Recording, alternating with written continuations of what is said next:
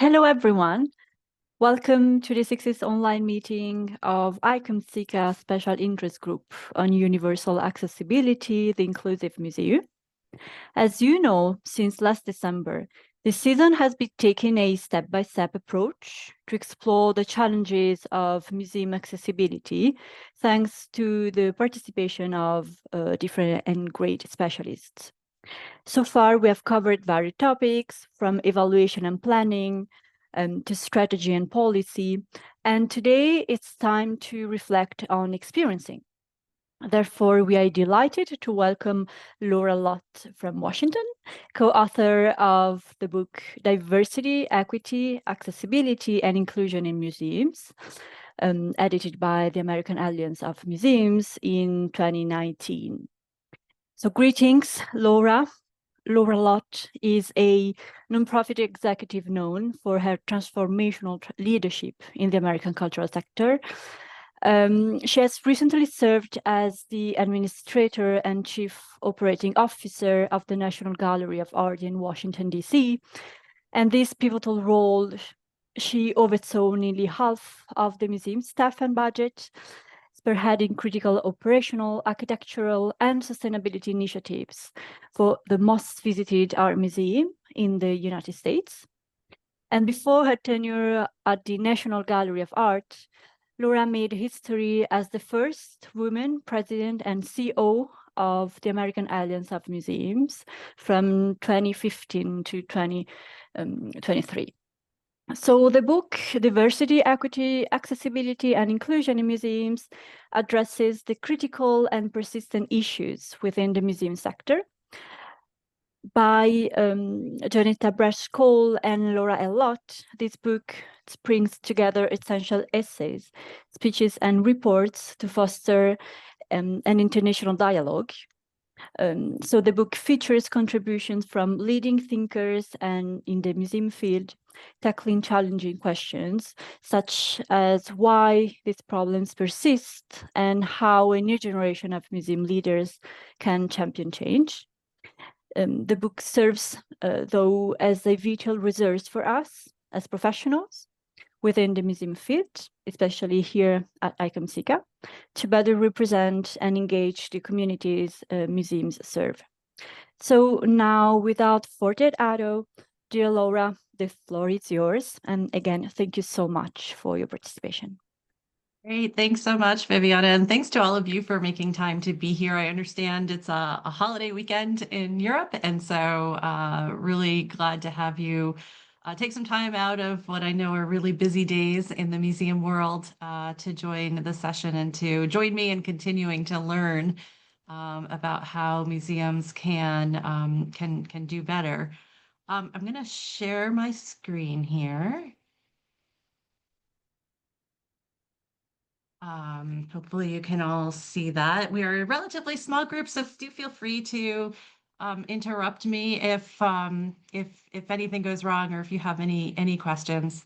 But I wanted to start just by saying I was really pleased to receive this invitation to speak with you about our book, DEAI, we say DEAI, but Diversity, Equity, Accessibility, and Inclusion in Museums, which, as Viviana said, was published in 2019, which seems in 2025 like a really long time ago. We call it the before times. It was before COVID. It was before the murder of George Floyd here in the States and our worldwide Black Lives Matter movement. Before the current backlash on DEAI, at least here in the US. And so a lot has changed, but we were hoping to develop a resource that would be foundational to museum studies programs and to students of museum culture and inclusive museum leaders for many years. So I'm excited to have the opportunity to talk about it, and I hope that we have some time at the end to learn from you if and how you think it's still relevant to museums today and to museums around the world. And that leads me to a caveat, which is to say that this is a very US focused book and presentation. I have spent my entire adult life in Washington, D.C., or outside of Washington, D.C. And Dr. Janetta Cole, though a woman of the world, also has done all of her work here in the United States as well, as is the case for most of our authors, I believe. So while we tried to represent a lot of different perspectives from, people from different types, sizes, and locations of museums, different lived experiences, people from different races and ethnicities and gender identities and abilities and different generations was an important component. I think all of our authors are primarily US based. And again, I'm interested to hear from you all about how your experiences differ, and where they might be similar, in other parts of the world.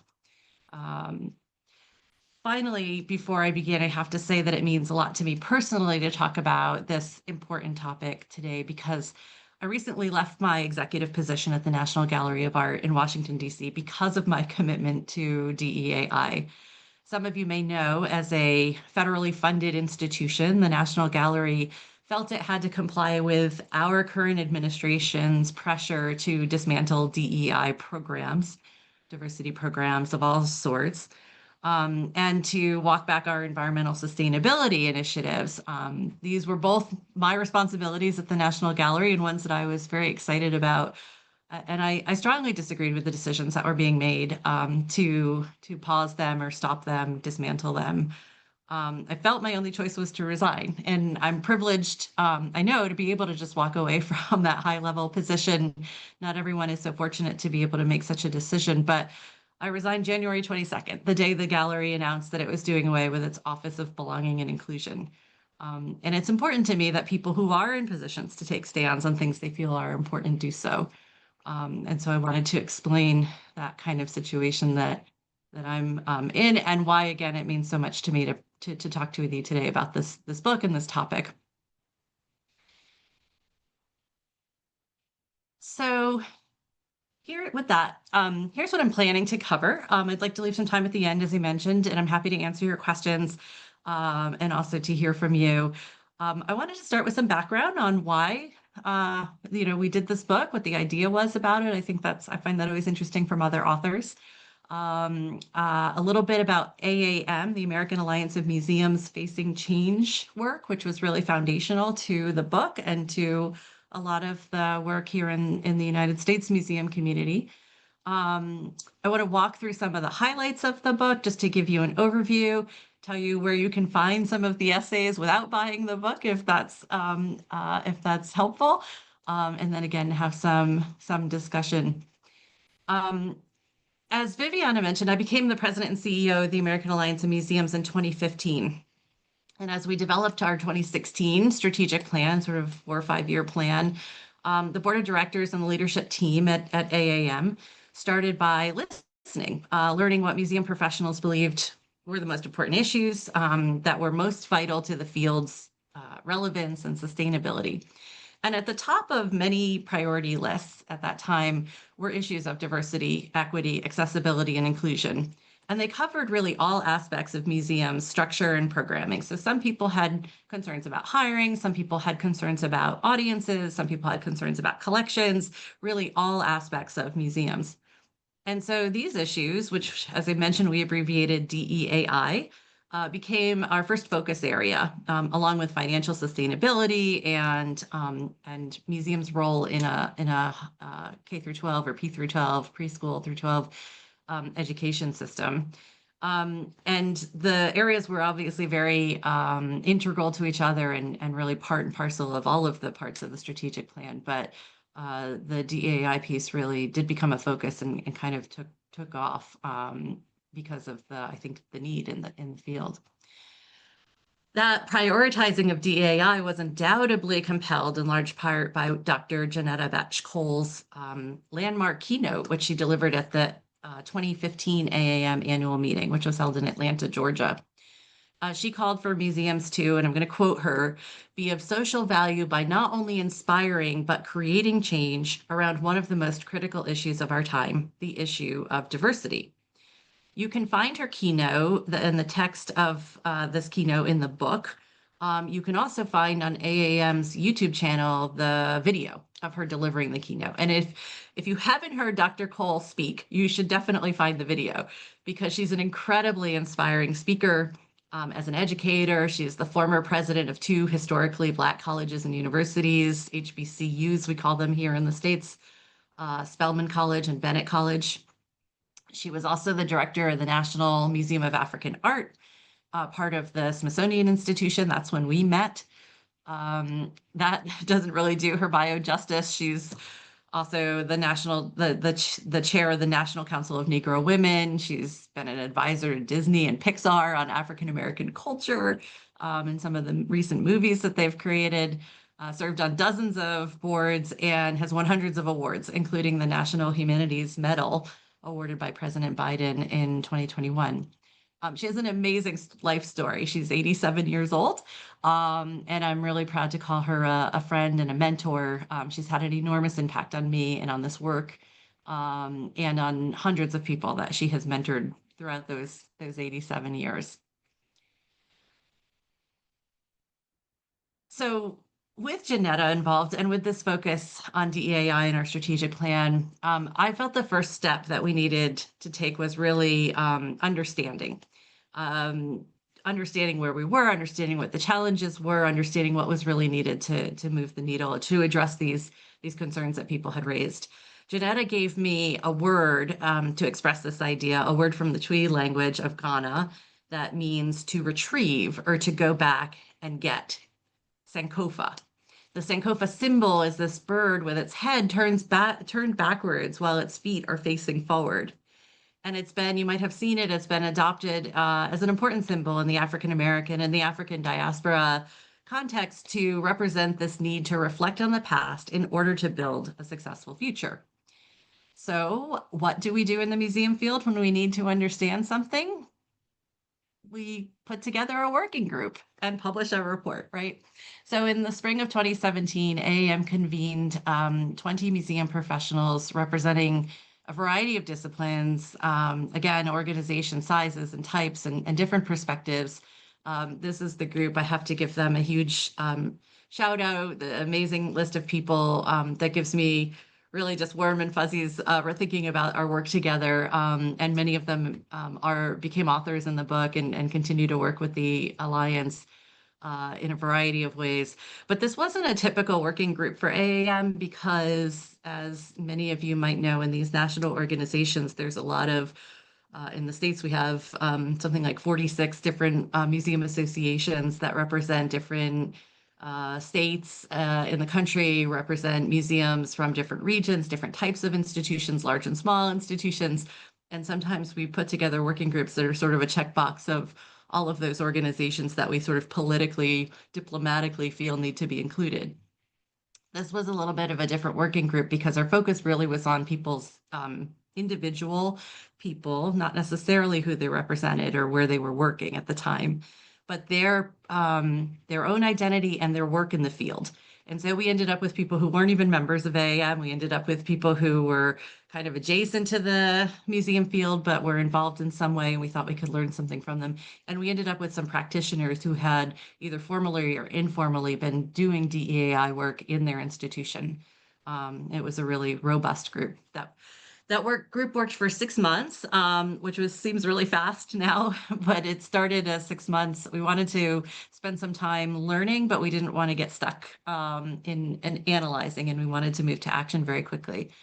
And so that group worked with what became the charge to understand why we as a museum field in the United States hadn't made as much progress in being more inclusive at all, in all aspects of our work as we had hoped. There have been discussions in the US and I think around the world for decades about museums sort of rethinking their sort of colonial history and becoming more inclusive museums, more inclusive institutions that people today need. And when we looked at data here in the States, even though it's sort of been at the top of the list for a long time, we hadn't really made much progress in terms of representation, either in museum workers or in museum visitorship. So we did some surveys of the field and heard from folks what the obstacles were. Of course, we heard about limited resources and staff capacity, but we also had a real strong desire for more practical tools, for resources, for training, for examples, for templates, and for case studies. AAM's head of DEAI at the time, Dr. Nicole Ivy, really led this work and wrote the report, and she dubbed it Facing Change, a reference to the famous quote by American writer and civil rights activist James Baldwin, which says, "Not everything that is faced can be changed, but nothing can be changed until it is faced." And so this was an important learning, was that AAM had some power and some obligation really to put a stake in the ground and say to the field that DEAI was an important part of museum excellence. You can find the full report on AAM's website. It's not very long. The 5 key insights in the report are here on the screen. And they became our roadmap at AAM for the next few years of DEAI work, and really informed, I think, the kinds of essays we wanted to include in the book. So, you know, making sure that it was clear that every museum professional had personal work to do to face their unconscious biases. I'm going to focus on the definitions one in a second, so I'll skip that for now. Inclusion is central to the effectiveness and sustainability of museums. Talk about is the business case for DEAI. That systemic change is key to long-term progress, not just programs that come and go, but real change at the systemic level. And that empowered, inclusive leadership is essential at all levels of the organization. This isn't the job of one person, but really the entire organization. These were the kind of key insights, and the report goes into them in more detail. On the definition one, this is an example of where the report itself really was one of those resources that people were seeking. We found that the proliferation of DEAI work that was happening across the fields, guaranteed that there was a debate about what the terms meant, right? Some people got stuck, some organizations got stuck on what are the, we lump together these words, DEAI, we abbreviate them. Sometimes we don't even say the words. What does it mean? And often the work stopped there. People had different definitions of what diversity was, and so they never really could move past it into meaningful work. So the report made the case that the clear definitions, even if they were imperfect, could keep us on the same page and allow us to move forward. And although there are many different definitions, the working group did agree upon a set that we thought captured our beliefs, and we offered them to the field. For example, the definition of accessibility was one of the hardest ones for us actually to nail down, but was intended. We knew we wanted to broaden the definition beyond sort of accommodations and job opportunities, and not just about the physical environment either, but about access to and representation in content for all. I'll give you a chance to just read it.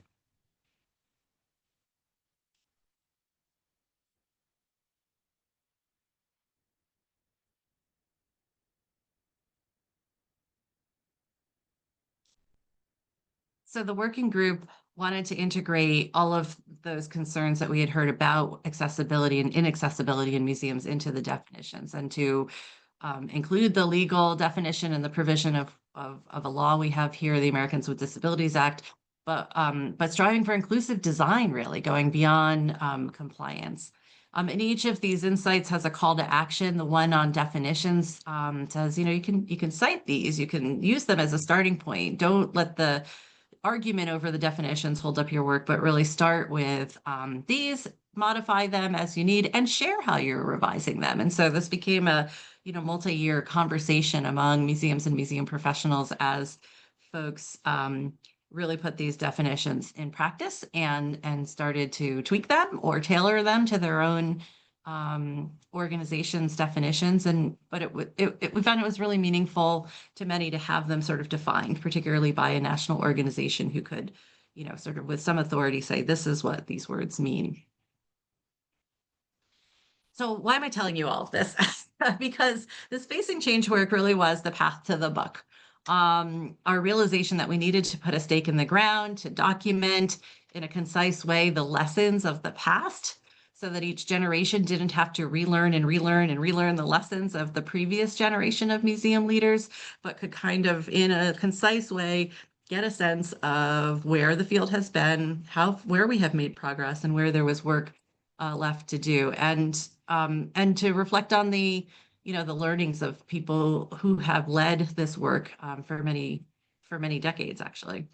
Um, During the Facing Change program or the working group, was when I first learned about a pivotal essay called "Flies in the Buttermilk." In the year 2000, so now 25 years ago, almost 20 years ago when we were talking about it, AM published what was considered then a provocative piece by Lonnie Bunch, who was then the director of the Smithsonian's National Museum of African American History and Culture and is now the secretary of the Smithsonian Institution. It was called Flies in the Buttermilk: Museums, Diversity, and the Will to Change. He confessed that he was worried because after more than 20 years in the field, and this was 20 years, he wrote this in 2000, and he was talking about the 20 years prior. So after 20 years in the field, he was still hearing some of the same debates and conversations. The fact that Lonnie's words were 20 years prior to what, when we were reading them, were not lost on us. And we've been working on this for 40 years, and still hearing many of the same debates and conversations. So that essay really became the first essay in the book. The book's divided into 4 sections, the first of which is a call to action, and really a reflection of folks on where the field had been in a variety of ways. So Lonnie Bunch's book became the first essay. Carlos Totolaro's essay, which was written back in 2000 as well as a response to Secretary Bunch's book, called Museums, Racism, and the Inclusiveness Chasm, was the second essay in the book. And one of the lessons Carlos taught me was the power of words. He lamented that people were so afraid to say the word racism in the US.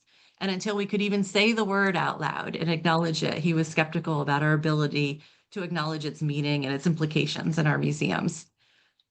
This is a really resonant point to me because here in the States, there's a current sort of censorship of words that are considered too woke, too progressive, for job descriptions, for grants, for contracts, for many of the things that are happening at the federal level. And that this movement that's happening, there's a list of, I don't know, probably 50 words that were published in the New York Times not too long ago that were kind of flags for the current administration in dismantling some of the grants, contracts, jobs, departments, other things that they're doing. But it became an important reminder of remembering the lessons from the past and standing up for powerful words when they're needed.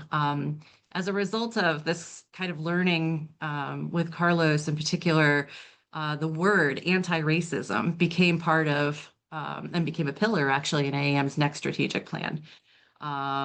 So the power of words is an important thing that Carlos talks about here. The third essay in this first section of the book, A Call to Action, is the keynote by Dr. Cole that I mentioned. And she, sort of also reflects on the history of her perspective in the field and the current in 2019 moment that called us to action on DEAI work. And finally, a short, really great piece by Kaywin Feldman, who's the current director of the National Gallery of Art, then was the director of the Minneapolis Institute of Art, who with a great sense of humor and her history interviewing for museum leadership positions on both sides, both as part of search committees as well as the candidate, she takes on the word gravitas, the English word gravitas, so often used against women or in competing women who are in or competing for leadership positions. As in, she just lacks gravitas, so therefore can't be a leader, kind of argument we sometimes hear. She says that a reason women are perceived to lack gravitas is because they often demonstrate more of a human-centered leadership style. And society assumes that human-centered leadership is at odds with this powerful gravitas that historically institutions want at their helm. So this is another video actually that's worth looking up and that you can find on the AAM YouTube channel. Because as an art museum director, Kaywen, slides are fantastic. And I promise you won't ever hear the word gravitas the same after hearing her speak about it. The next and longest section of the book moves into DEAI strategies. There are 7 essays from current practitioners in various areas. The first one is from Darren Walker, who is the president of the Ford Foundation.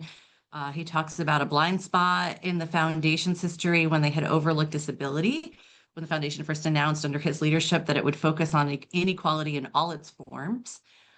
He says the lack of this perspective or someone with a disability on the foundation's board or leadership team is the reason that they had this blind spot, and goes on to talk about the value of diverse perspectives, not just financial resources, which is so often the focus when museums here put together their boards, but really thinking about the different perspectives that people bring to those leadership positions is a key part of the resources that museums need. My essay kind of runs with that. Need for DEI to be part of the board's purview because it's strategy, and not just that it's part of the education department or the human resources department or programmatic in a way, but because it really is part of a strategic plan for a museum and part of its, again, being excellent. And so ultimately at AAM, it's becoming part of the accreditation program. And also the business perspective that it's the changing demographics in the US means that it's also a financial and a business model imperative for museums to consider. Natanya Kashan writes about the current and 2019 state of museums, asserting museums are not living up to their social responsibility as it relates to the changing demographics, the needs of current museum visitors in these times. And she also shares some lessons from other industries. The remaining essays focus on perspectives of different museum practitioners and case studies from their institutions. So in some cases, actionable ideas that museums could learn from and implement in their own institutions. Cinnamon Catlin Legutko from the Abbey Museum in Maine, small museum with a strong focus on the local indigenous community. Wrote about the colonizing history of museums and gives examples of how museums can decolonize, kind of unpacks that word for folks, and again, some tangible actions. Andrea Barnwell Brownless was then the director of the museum of at Spelman College, talked about building a pipeline, the next generation of racially and ethnically diverse museum workers, which is something she was doing and having a lot of success in as part of a college-based museum. Beth Bienvenu writes about addressing disability in museums, and Lisa Sasaki, who was then the director of the Smithsonian Asian Pacific Islands Center, talked about her experience at this kind of national organization representing the APPI community to and strategies to help museums be more inclusive. And the third section speaks powerfully about the necessity of first-person voices in this work. There's a phrase we say here in the States that, there's nothing about us without us. And so making sure that first-person narratives and stories and input are included in any DEAI work that's done. Was 3 strong essays by 3 museum leaders here in the United States, specifically really, and they're too hard to put into one box, but they're writing in these cases about, their perspective as a Latino in the case of Eduardo Diaz's case. Bill Island writes about his experience as a member of the LGBTQ community. And Rick West writes about, who is the founding director of the National Museum of the Native American here in the States, writes powerfully about Native American communities and their involvement in in building that museum and in and their ideal involvement in museum work. And the final section is a reflection on some personal journeys. They're all a reflection on personal journeys, but this one in particular, personal journeys of these three folks, also with some tactical ideas. So Haben Girma is a name that might not be familiar, but she's an American disability rights advocate. She was the first deaf-blind graduate of the Harvard Law School. And she gave what I think is one of the most memorable and probably the most impactful keynote ever at an AAM annual meeting in 2017. It was our annual meeting that was focused on diversity, equity, accessibility, and inclusion. And it's another video that's out there on the YouTube channel of AAM and worth seeking out. Speaking to attendees, Haben had stressed that disability is never the thing that holds anyone back. The barrier is society and expectation. And she emphasized how museums, from her kind of outsider, if you will, perspective from a museum, she's not part of a museum, but how museums could improve the experience for disabled guests, including the creation of tactile exhibits, making information compatible for screen readers, captioning for the deaf community, braille displays, and switch controls for non-hand use keyboards. I heard for years from museum leaders after this keynote that they made specific changes in their exhibitions based upon Haben's words and her very powerful demonstration on the keynote stage of the impact of just thinking a little bit about the experience of people who have various ways of learning and engaging with our institutions. Dr. Cole is a real vocal advocate for intergenerational dialogue. And so it was important for us to include reflections of a 40-year museum worker and thinker, Elaine Gurian. She still writes prolifically about museums and change. Dr. Cole calls Elaine her little sister because I think Elaine is about 6 months younger than Janetta, so about 86 years old.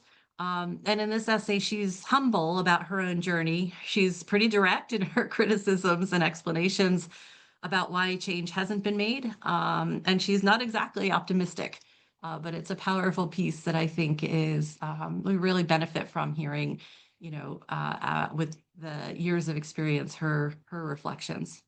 And Cecile, we end with Cecile Schellman, who's much more of an optimist. She gets the last words, which are, when I consider my museum work and life at the beginning of my career and now, I see a remarkable trajectory and feel a profound sense of pride and hope. So a different take, but also an important one.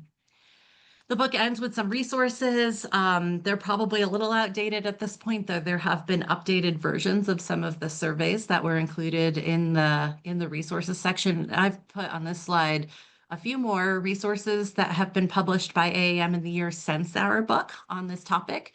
I think our book was one of the first that was solely focused on DEAI in museums, but I'm so thrilled to see that there's more and more coming out. I really hope that these books help to make DEAI a serious component of museum work and not just a nice to have or a trend that comes and goes, but really integral to being an excellent museum and museum professional, and that they help us to keep the lessons of the past and to then build on them so that we don't have to spend time sort of relearning them. It's particularly important right now, as it seems that at least the U.S. is sliding backwards in some of its progress over the last couple of years related to inclusivity. Finally, I just have to say what a joy it has been to edit this book and to promote it over the years with Dr. Cole. This was us doing a silly photo shoot as we contemplated how best to promote the book.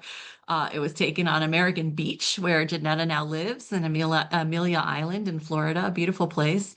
It's the beach her great-grandfather, Abraham Lincoln Lewis, founded in the 1930s for African Americans to enjoy during the Jim Crow period when African Americans weren't allowed on beaches that were reserved for white people.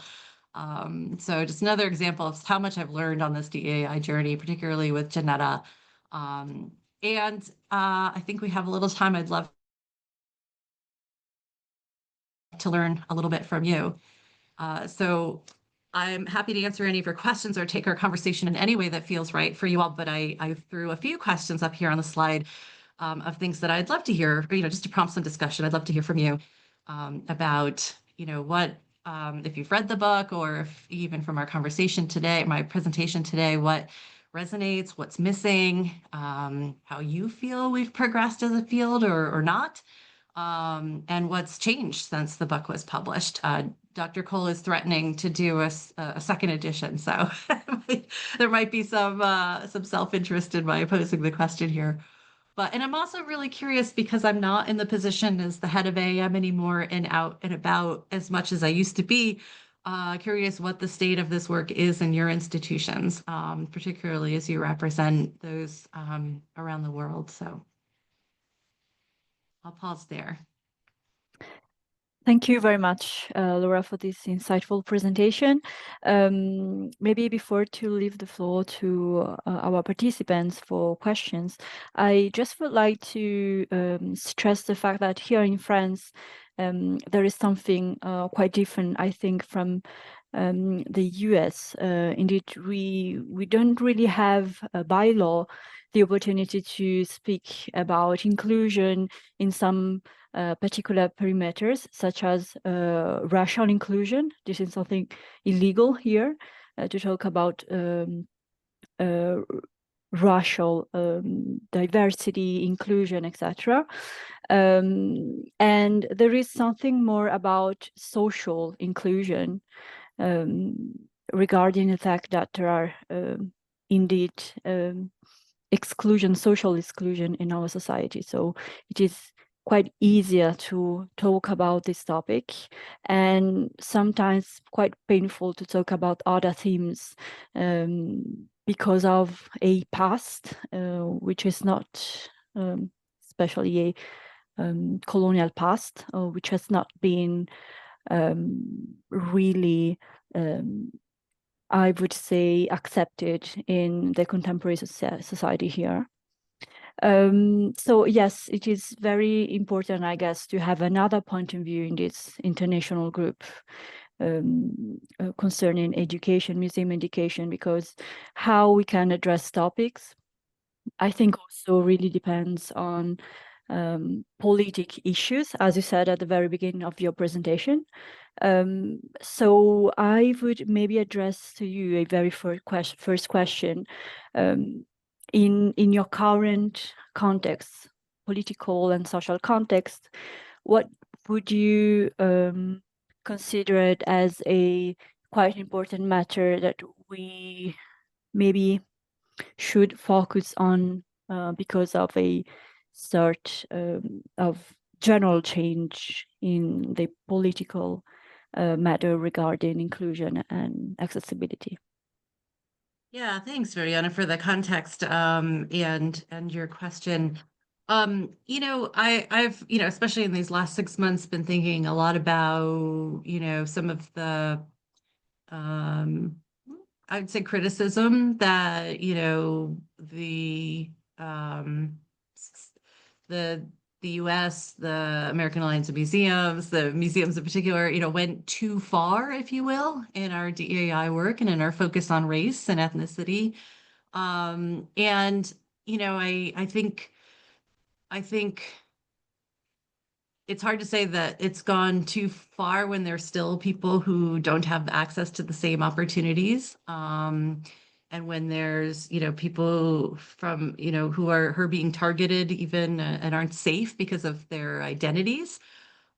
Here in DC just last week, there were two folks, a couple who was about to be married, killed outside of the Capitol Jewish Museum, specifically because of their religion.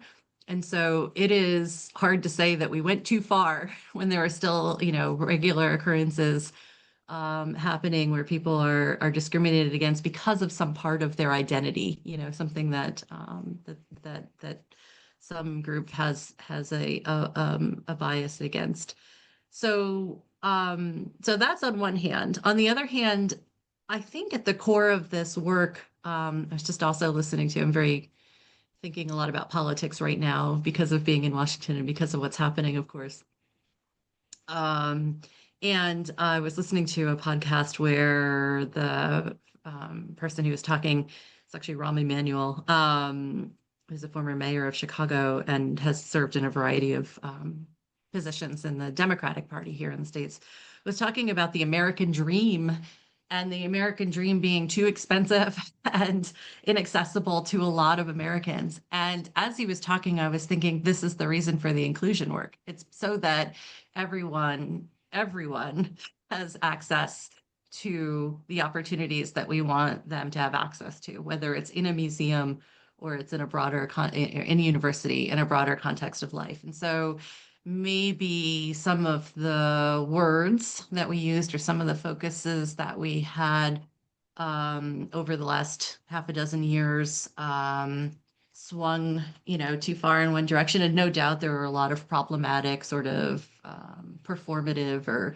demonstration, projects that happened that weren't genuine.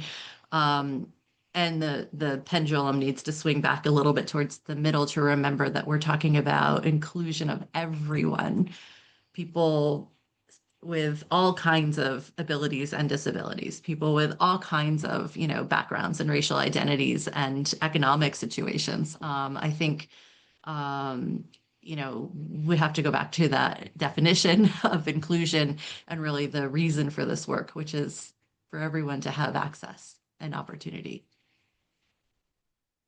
Thank you so much. Is there any question by the audience?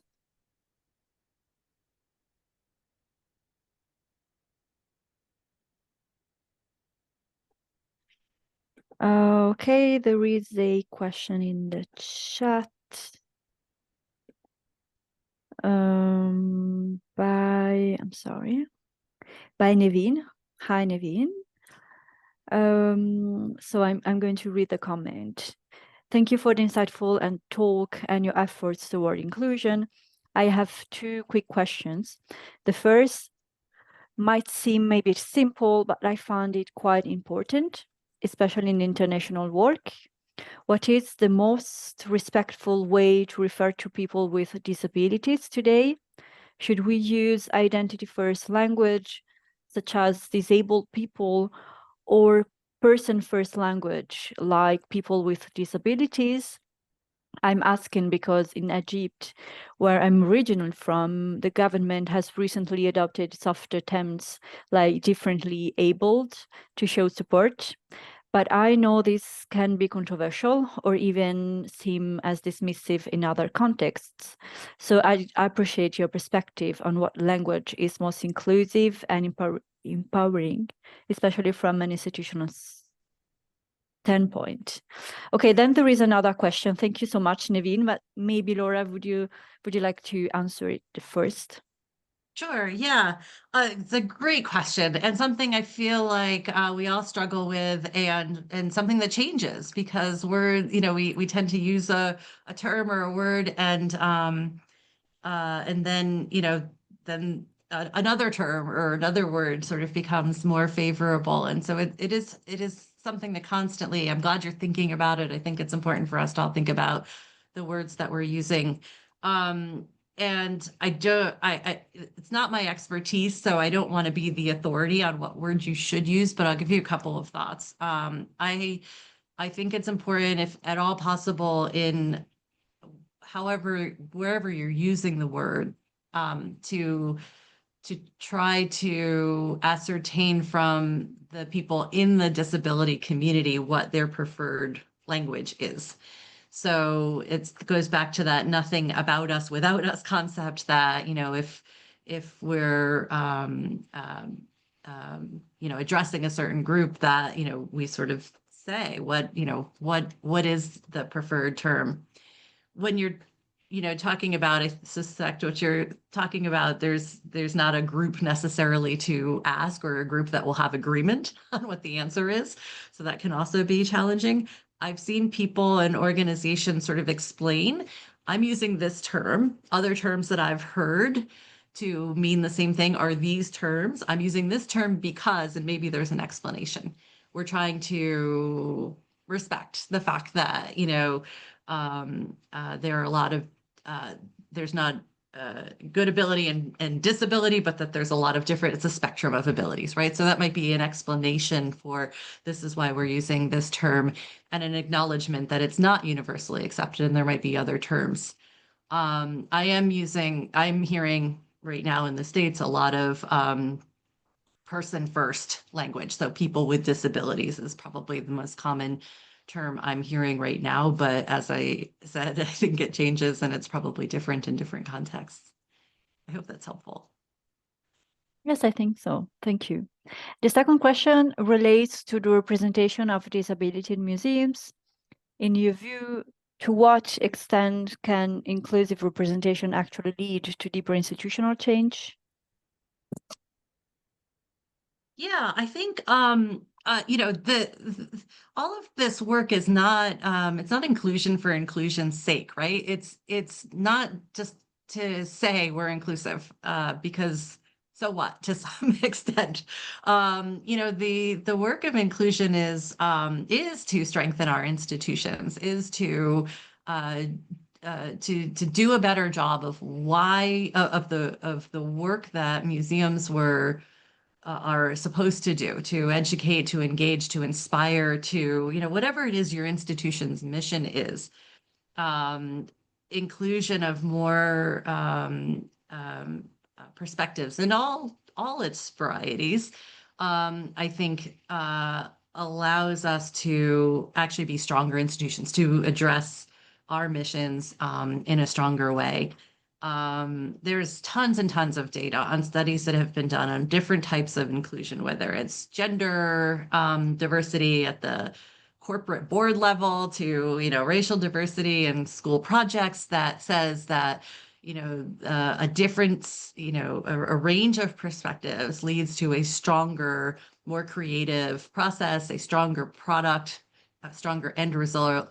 And while I haven't seen studies specifically done on museums, I just know in my heart that it has to prove true for museums too, that more diverse perspectives will make us stronger institutions. When it comes to physical disability in particular, and even I would say, other types of ability, different ways of learning, different ways of seeing, um, uh, you know, the old adage that, physical the removal of physical barriers for people might have started with making sure that wheelchairs could have easy access and similar access to a building. But it also helps moms with strollers, and it helps people who maybe aren't in a wheelchair, but have a walking issue. So there's very little downside, right? So there can only be helpful to think about all of the needs that different types of people have, and to try to incorporate that into our institutions, again, both physically and in the ways and the different ways that exhibitions are presented. Thank you, Laura. Nevin said it was very helpful for the Oh, first great. question, and I'm sure that the second answer was very helpful too. Thank you so much. So again, is there any additional question?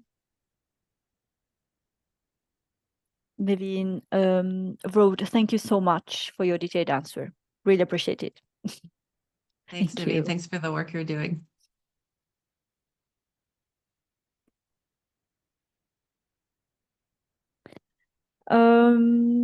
No questions from the audience?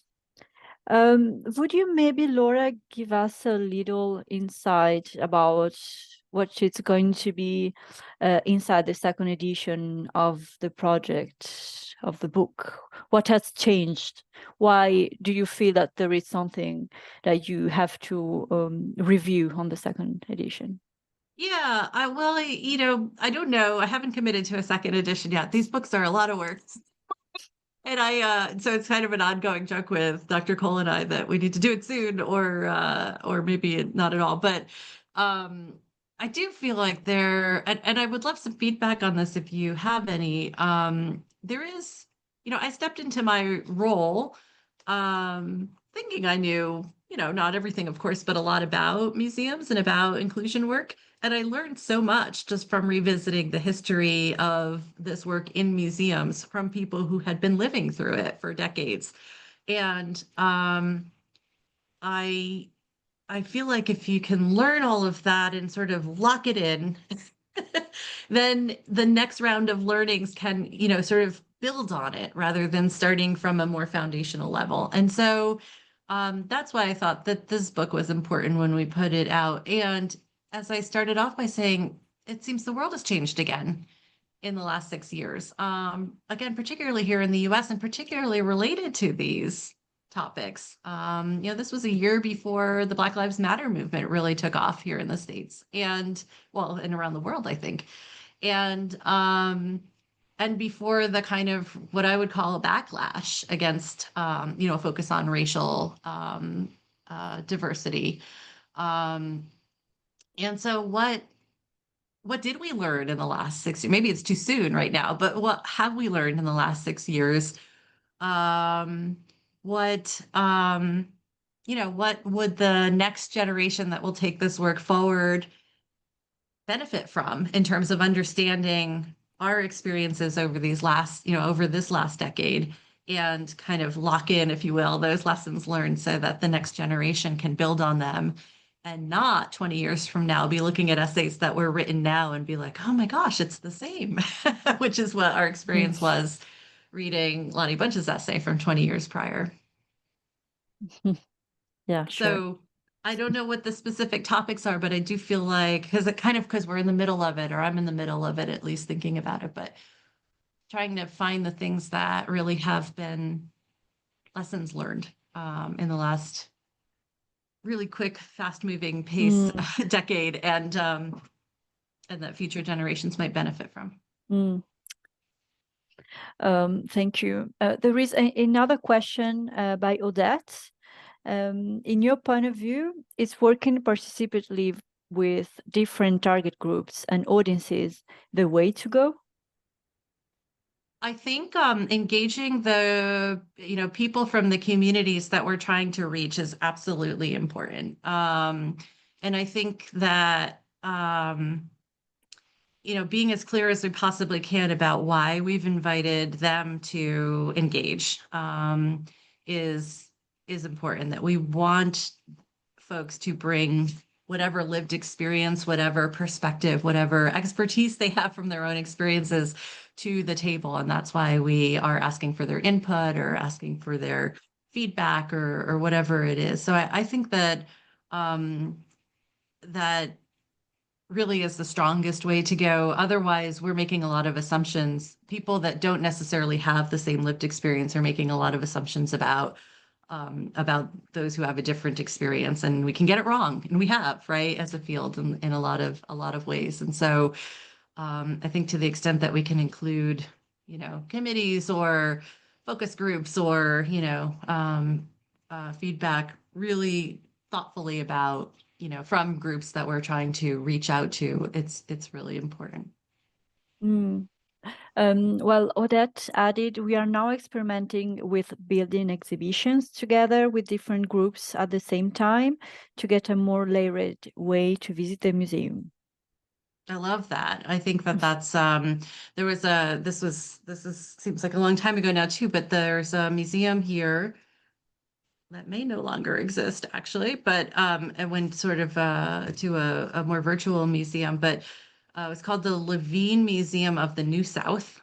And their charge was to really talk about the history of the Southern United States and particularly the history of slavery and discrimination against people of color, and their community in Charlotte, North Carolina, was one largely of Latinx folks, Latinas from different parts of of Latin America in particular, and they published a case study, a really good case study. It's probably still out there on the internet, about their work to put together a particular exhibit about this, sort of the Latinx community in the New South.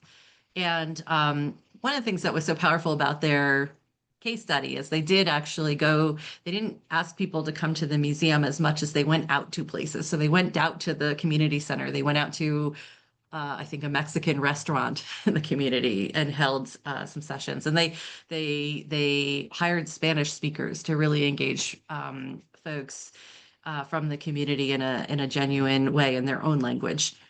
They built an exhibit. They had folks come and look at it, and they were told, this isn't what we told you. If you're going to put this exhibit out, you might as well not do it. It's wrong in all of these ways. It's too, I don't know, it's glossing over too many issues, not as honest as it should be, whatever their feedback was specifically. And they actually, and how many times have you seen a museum do this? I haven't seen it a lot. They scrapped the exhibit and started over again based on the feedback of this group. And I thought that was so powerful. And then that exhibit, like I said, they wrote a case study on it, and it actually traveled to a couple other museums here in the States. But I think that's a great work that you're doing, and that, the more perspectives from different, really thoughtfully engaged audiences you're trying to reach, the better, because people do experience things in different ways. The thing is, we are not only trying to work together with target groups, but also with different stakeholders. So, for instance, right now our exhibition is about I work in a historic house museum in which 9 generations of the same family have been living until it became a museum. So it's a very interesting museum about 300 years of living and working history. The thing is, right now we are working together with as well target groups and audiences, but also a fashion designer, a writer, a group of non-Dutch language speakers, and a gender professor of the university. So what? And I'm very excited because last Wednesday we came together, all the participants in the same room, and there we saw how this way of working really connected all these different groups. They are different in where they come from, race, nationality, language, but also social status, educational background, and so on. But they found each other in the subject, which was the women of the house who lived there. So we as museum workers were so excited that we are trying to make a kind of template or format on this way of working to use on the other exhibitions, on the restyling of the whole museum as well. So yeah, we are hoping to make the museum more relevant this way. That's great, Odette. I hope you will consider publishing a little case study on how you thought about it and what the results were. I think it would be really helpful to museums to see that as a model, and I think all the ways that we can include different perspectives. It just helps us strengthen our institutions. Okay, that's a very good idea. My director will love it. Thank you. Yeah. Reach out if I can help in any way. Well, thank you so much, because this is really the sense of the international special interest group, to create connections and to share ideas. So yeah, I'm very glad about this exchange and discussion. Thank you. Well, I guess we are out of time. So again, thank you so much, Laura, and thanks to all the participants for your presence. Thanks you, Laura, for this insightful presentation. And so it was a really great honor to have you on as the co-author of this book, because indeed it has a very important impact in the American society, I would say in the American museum domain. So yeah, thank you so much. It is a a real important, I think, session for us. And since it has been recorded, I'm going to open a YouTube channel in order to share it, and also the previous sessions. Great, thank you, Vivian, and thanks to everyone. If you are interested in continuing the conversation, please connect with me on LinkedIn, and would love to continue to learn from you all as well. Thank you, thank you.